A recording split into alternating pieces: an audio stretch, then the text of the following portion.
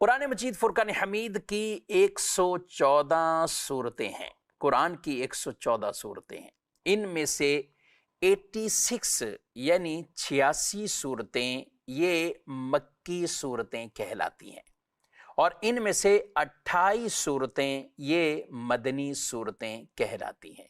28 مدنی ہیں اور 86 یہ مکی صورتیں ہیں۔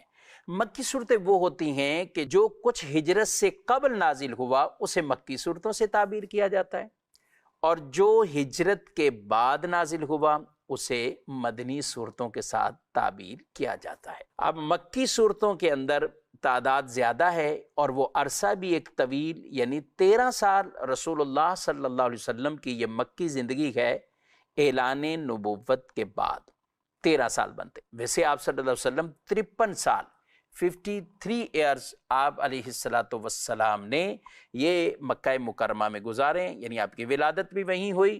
40 سال عمر مبارکہ ہوئی تو آپ نے اعلان نبوت فرمایا، اور اس کے بعد 13 سال پھر آپ کی مکی زندگی ہے، اور بعد کے 10 سال ہجرت کے بعد کی یہ مدنی زندگی ہے۔